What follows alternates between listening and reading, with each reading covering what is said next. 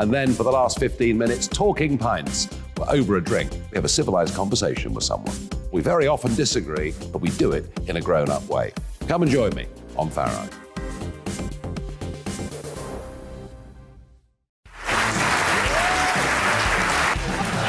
My name is Andrew Doyle. Join me every Sunday evening at 7 p.m. for Free Speech Nation.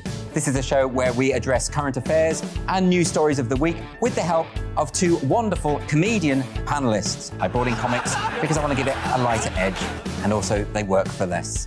See you there.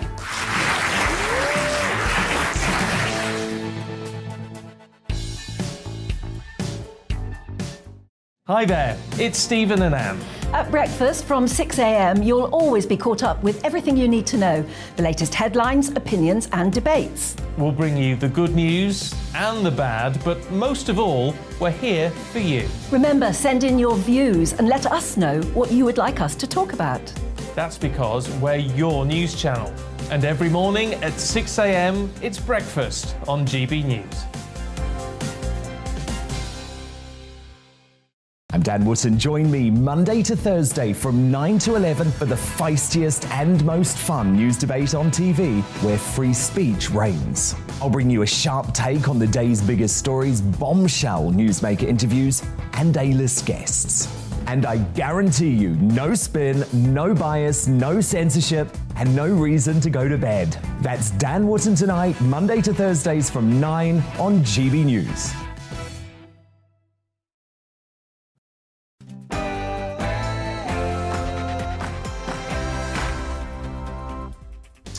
A very good morning and welcome to the briefing with me, Darren McCaffrey. Coming up over the next 30 minutes, we'll talk about the economy.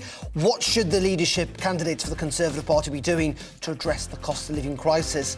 Also, we're going to be focusing on the possibility of nuclear weapons being used in Ukraine. Is that a real possibility? And in addition to all of that, we'll be talking about migrants in the Channel.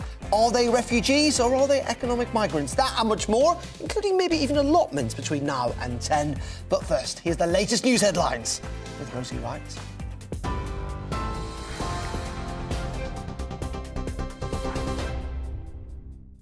A very good morning. It's 9:32. I'm Rosie Wright, keeping you up to date on GB News.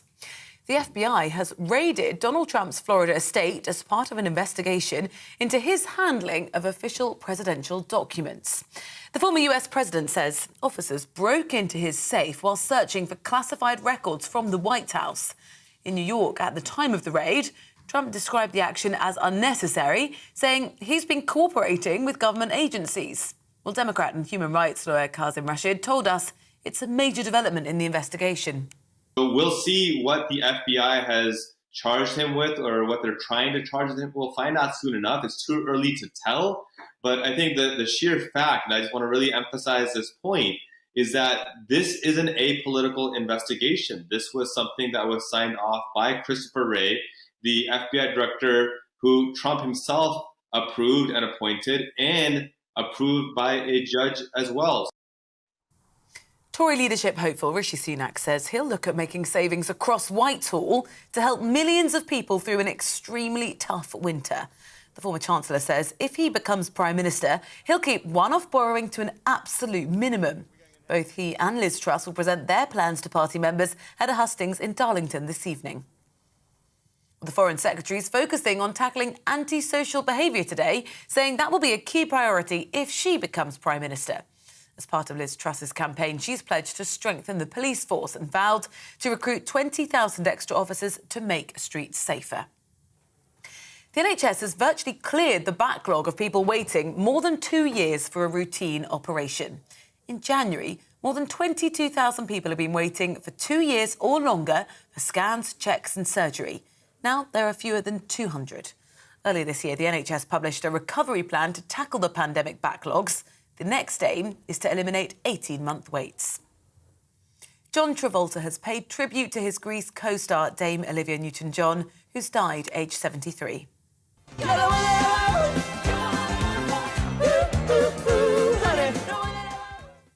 In a statement, he said, "You made all of our lives so much better. Your impact was incredible." Well, her husband confirmed that she passed away peacefully at home in California, surrounded by family and friends. Fans have been leaving flowers on the singer-star on the Hollywood's Walk of Fame. TV, online and DAB+ radio, this is GB News. Now let's go back to the briefing with Darren.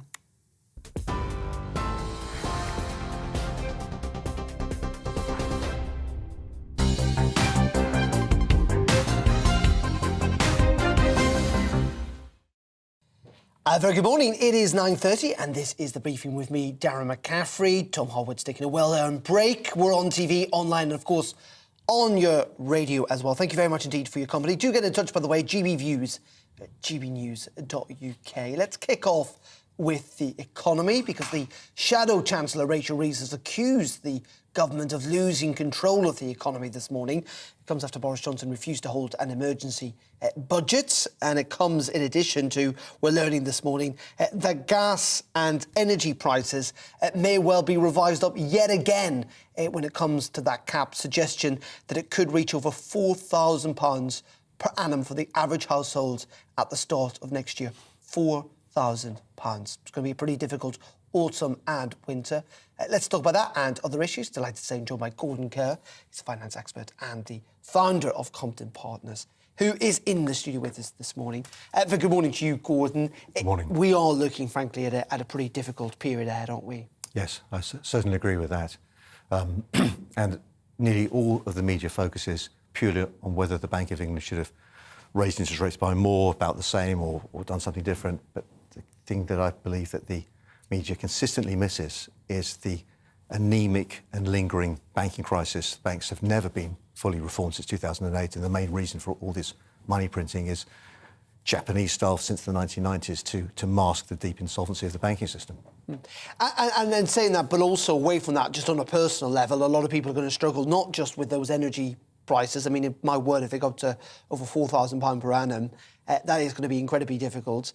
But also questions about what more the government can do to help. It's a very fair question indeed. And when you look at the actual numbers produced back in 2011 by the IMF that the banking crisis cost taxpayers in the UK 800 billion, I would imagine that the cost of QE year on year is hard to estimate, but it's certainly in the hundreds of billions year after year after year. And the purpose of all this is just to donate money to a fairly non-functioning banking system, because the key issue here that maybe your viewers tend to fail to appreciate, because it sounds a bit technical, is that a healthy banking system has always been evidenced by the presence of an interbank market. At the end of the day, some banks in credit, some banks are short of funds, and the banks would lend to each other without security, without any form of collateral. That seized up. That's why we had a banking failure in 2008 and 9, and it's never come back. Banks do lend to each other these days, but with collateral. And the central banks of Europe and the UK have moved from being the lenders of last resort to the lenders of first resort. And the situation will never heal. And now we're seeing the real problems through the generations. Unaffordable house prices, I think, are very closely linked to zero interest rates. House prices, as we capital markets practitioners would say, are fixed nature assets. So their price moves inversely to the direction of interest rates. Yeah. And as you see interest rates start to move up now, you'll find that, sadly, mortgage borrowers losing out twice. They'll lose out as the price of the house falls and also as their monthly mortgage payment rises. And it is interesting, isn't it? As you said, those interest rates are going up in order. The Bank of England would obviously argue to tackle inflation, and we don't know where that might end, those interest rates rise. What do you make of this argument that the Bank of England didn't see this crisis coming? Even suggestions from, or hints, I should say, maybe not suggestions from Liz Truss, about questioning its independence.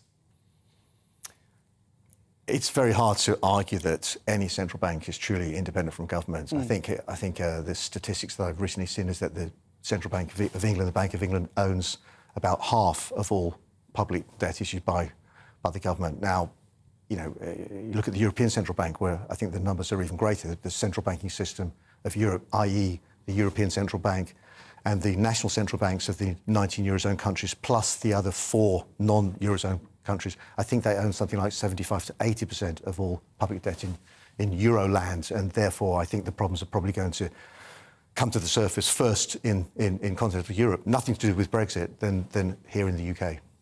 And just from your personal perspective, you know, just on a day-to-day basis, I mean, are you seeing, talking to friends and relatives, I mean, are you seeing people, A, starting to struggle, or at least people who were fearful that in the months ahead they may start to struggle with just not just the energy prices, but food prices and everything else? Well, sure. The two main subjects are food and energy. And certainly energy, there has to be a powerful argument that the government has to consider doing something that maybe Mr Corbyn would have been lobbying for a few years ago when he was a contender, namely to kind of think about much greater subsidies than the £400 already announced to households struggling to choose between heating and eating. But when it comes to eating, there are some things that people can do about that. You know, they can maybe grow their own fruit and vegetables and so forth.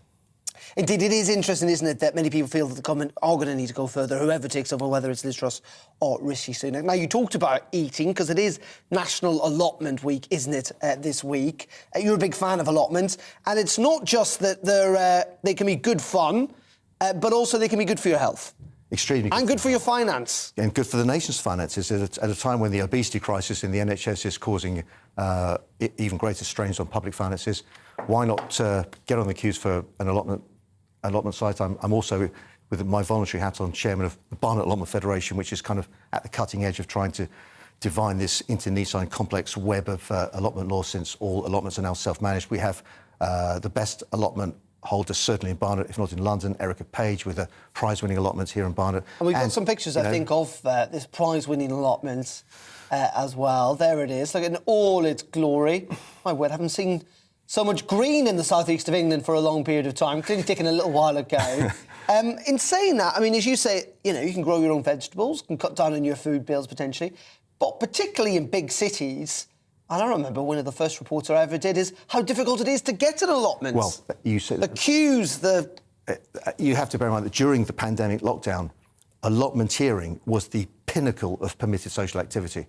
But you couldn't play tennis at your tennis club, you couldn't play golf or even cricket, but you could go to your allotment and stand, 5 metres apart and talk to your neighbours. And now that we've all resumed, we have a tremendous social atmosphere at our site, very near Barnet General Hospital, and really throughout North London. It really is nature's valium, as people say, and the economic benefits. I mean, I bought a small tree 8 years ago from Tesco's Boreham Wood for £7 that high. I bought 4 plums last week in a supermarket in the high street, £4, and I looked at my plum tree the other day, about 400 plums on that tree. It's not unreasonable to expect to save £2,000 to £3,000, £5,000 for the large growers a year on your food bill, so it can make a big difference. The big question is, are the plums tasty, though? They are. They tend to come all at once, so you have to do a little bit of bartering, but... OK, good stuff. Well, I look forward to, hopefully, next time you bring in some plums or some from your allotment. That'd be very good. Gordon, thank you very much indeed. Gordon Kerr there joining us live in the studio this morning. OK, let's move on to Russia, because today actually marks 77 years since the atomic bombing of Nagasaki in Japan during the end of the Second World War. The mayor there, referring to Russia's aggression in Ukraine while paying tribute to the victims, said in a quote that another nuclear attack is not just a worry, but a tangible and present crisis. Is it, though? Because as tensions continue to rise, as Russia suspends US inspections of its nuclear weapons, and there's talk about and concerns that if Russia gets into a desperate situation in Ukraine, they could use some battlefield nuclear weapons in order to try and turn this conflict around in the favour. Well, let's digest all of this with Keir Giles. He's an expert on security issues affecting Russia and on the armed forces of the Russian Federation. Keir, very good morning to you. Let's start with where we are in terms of the conflict in Ukraine. We know there are attempts to win back Kherson in the south by Ukrainian forces. Fighting continues in the Donbass region. It is fair to say that even, months and months into this conflict, Russia is still struggling to get the upper hands. That's absolutely right. Now, you mentioned Ukrainian attempts to win back Kherson in the south. That's been expected for a long time, but hasn't actually started on a major scale yet. They're chipping away at Russian gains. But what is happening, we learned from the UK MOD's release this morning, is that Russia is still transferring forces to that southern front to withstand what they're expecting there, an attack from Ukraine. And of course, that contributes to the fact that they've stalled in the east. They haven't made those gains of Ukrainian territory that they were apparently hoping and expecting to do. And meanwhile, they're still deep in their own manpower crisis. They are dragging the bottom of the swamp for all of the people that can get into the armed forces. Volunteered battalions of untrained people, prisoners being signed up as private military company contractors, mercenaries. All the signs are that Russia is playing out this conflict with whatever it can find to throw into the fight, including the antique armored vehicles that are being dragged out of storage. So yes, it's a stalemate at the moment, but it seems that the longer it goes on, the longer Russia has to dig into these deep reserves of all of the manpower and equipment that we had never expected to be seeing the light of day. That is true, Keir, there's no doubt about that. But at the same time, they have got deeper reserves, though, than the Ukrainians, don't they? I mean, we don't talk about this enough.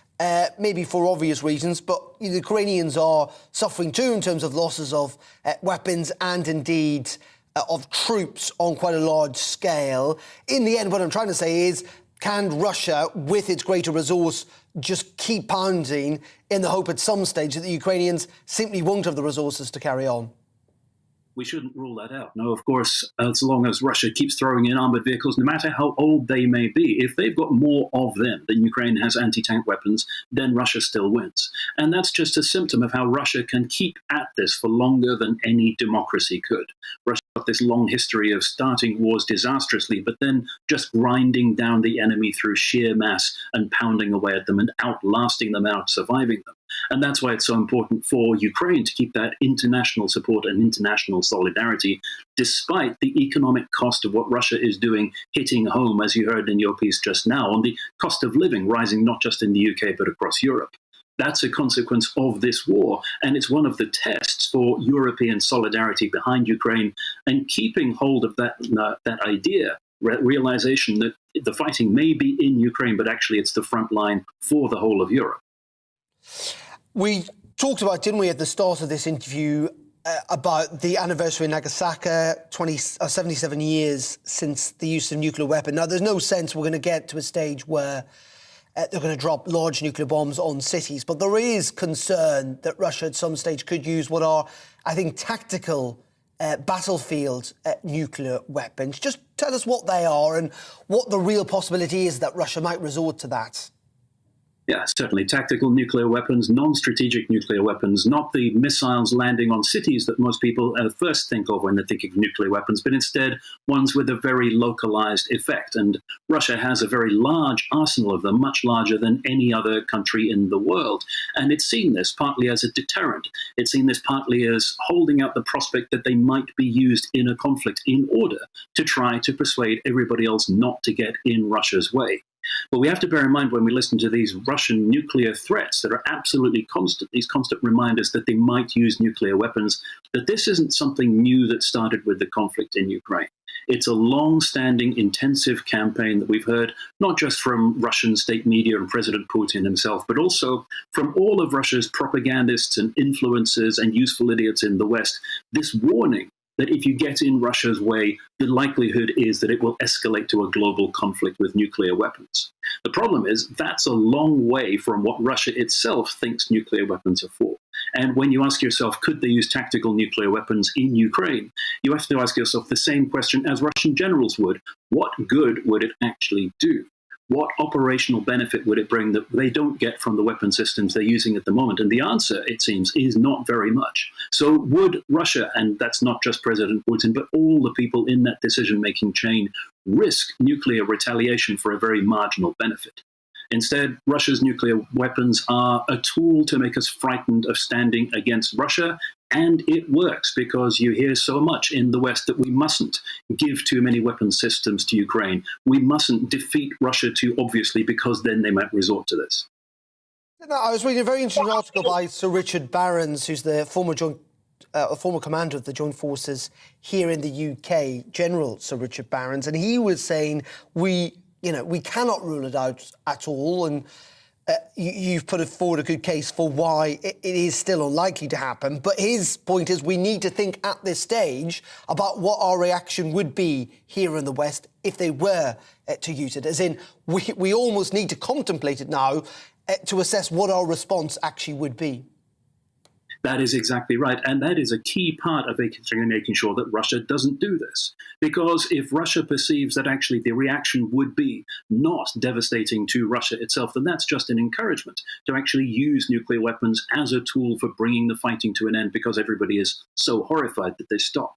Instead, there do need to be clearly thought through responses in advance, and also a clear signaling, far clearer than it has been up until now, that that would be a move which would bring a devastating response against Russia itself. Not necessarily nuclear, but something that would make it plain that this was a terrible strategic error by Russia so that it doesn't happen. Really interesting stuff. Keir, thank you very much indeed for your analysis this morning. That's Keir Charles there joining us down the line. Thank you very much. Now, let's move on, because the former head of the UK's border force has said that he welcomes an apparent change of tactics by police in France, who were photographed at the weekend puncturing a small migrant boat on a beach near Calais. In several photographs, the officers can clearly be seen puncturing the inflatable boats with knives and smashing up the onboard motor. The incident in France comes as the total number of people crossing the channel in small boats reached almost 18,500 for the year so far. Here's this report from our Home Affairs and Security Editor, Mark White.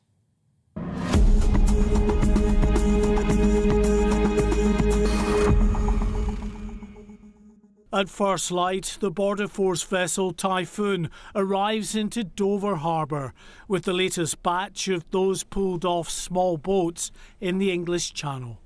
It follows a weekend in which the total number who've crossed in small boats so far this year has now topped 18,000. In fact, GBNews analysis of those arriving shows 18,500 have now made the journey, well ahead of the 11,000 who crossed at this point last year. With no end in sight to this crisis, an apparent change of tactic by French authorities. We've obtained these images of a group of Channel migrants on the beach at Gravelines between Calais and Dunkirk. As they make a dash for the water, an unmarked police vehicle races to intercept them. Within seconds, police jump out and start puncturing the inflatable with a knife. Moments later, as the boat deflates, they start smashing up the vessel's outboard motor. Those who had seconds earlier been racing towards the sea made a dash back towards the dunes. The former head of UK Border Force says he welcomes this belated change in the response of French law enforcement. This is a good sign that we are now seeing this kind of operational collaboration, and I hope very much that the French police will continue to augment their resources on the French beaches and to disable these vessels, because that can only be beneficial to us. But for every boat the French stop, many more make it across. On the same day they were puncturing the dinghy on the beach, 10 other small boats made it to UK waters, and 337 people were taken here to the processing centre at Dover Harbour before formally entering an asylum system already in deep crisis. Mark White, GB News. Well, did I say we can talk to Steve Valdez-Simmons. He's the Refugee and Migrants Programme Director at Amnesty UK, International UK, I should say, this morning. Steve, thank you very much indeed for joining us. Well, what do you think of this apparent change in tactics by the French police? Well, it's just an escalation of the efforts by the French police to make life utterly miserable for people who are trying to seek safety in this country. It's not going to fundamentally change anything, because like all the other things, like destroying people's tents and hosing them down with water cannons and such like, it doesn't address their needs. And if their needs remain unmet, then unfortunately, people will just attempt another journey tomorrow or the next day or the day after that. And the smugglers continue to thrive and the journeys continue. Say that. I mean, I assume you think these journeys shouldn't be taking place given the peril that the people on board put themselves in. Well, I'll be absolutely clear. Amnesty does not welcome that people make these very dangerous journeys, or for that matter, that there is a whole racket of smuggling business exploiting these people and making thriving profits. Both of those things are thoroughly bad. But what Amnesty supports is that everybody who seeks asylum should have safe access into an asylum system. And if countries will not share responsibility and provide the means for that to happen, I'm afraid some people will rely on smugglers in ever greater number and continue to make dangerous journeys. So it's really up to the governments to do something fundamentally different, including our government, accepting that at least some people ought to be able to journey to this country to make their claims. That may be true. What about young Albanian men? Do they need to seek sanctuary in this country? Because according to the UK military, who are counting this, up to 40% over a 6-week period were Albanian citizens. Well, you can look at the statistics that the Home Office publishes every quarter for the last many, many years. In recent years, although Albanians are by far not a majority of the people making these journeys, they're a significant number, those Albanians who've had their claims determined, most of them, although certainly not all, most of them have been found to be at risk of serious mistreatment in Albania and entitled to asylum. And one of the reasons for that is that there is a thorough and long-standing situation in Albania of people trafficking and exploitation and violence from which some people do attempt to flee. It will be the case, but it also appears that many of these gangs that are indeed helping people to flee are, in fact, Albanians themselves, as in they're part of the same system. Are we not helping the exploitation if we're not cracking down on the gangs and indeed on these boats? Well, let's be clear, we are helping the exploitation because we refuse to provide the safe routes that people need. We essentially are perpetuating the circumstances in which gangs such as the ones you mention thrive. And if all we are doing is just intercepting and making the life miserable for the people, the most vulnerable people who are reliant on these criminal gangs, if all we're doing is disrupting their lives, then I'm afraid, no, we're not doing anything to disrupt the smuggling business at all. We're just providing more opportunity for smugglers to keep exploiting people time and time and time again. OK. Steve, really appreciate your time this morning. Thank you very much indeed. That's Steve Valdez-Simmons there from Amnesty International UK. Thank you, Steve, indeed. OK, well, that is it for the briefing for this morning. You'd be delighted to know that Tom Harwood is back from 9:30 tomorrow morning. I'm sure you've all missed him. I'll be back at 3 this afternoon. We'll leave you, though, with this morning's weather. Have a nice morning. Bev's up next, by the way. To the point, I should mention that, shouldn't I? And I'll see you a bit later. Bye-bye. Morning, Alex Deacon here with your latest weather update. This week brings more of the same. Blue sky for the vast majority again today, and temperatures will be rising day on day. Now, it's not sunny everywhere.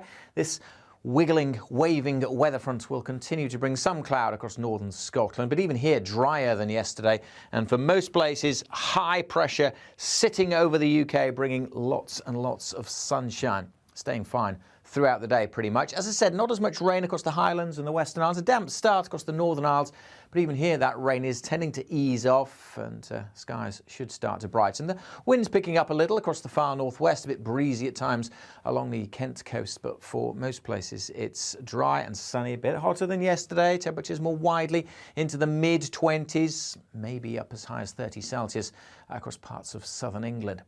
It's going to be a fine evening this evening as well. Again, generally clear skies continuing overnight. The cloud tending to break up further across northern Scotland, although 1 or 2 showers can't be completely ruled out here through the evening. And staying quite windy across the far north.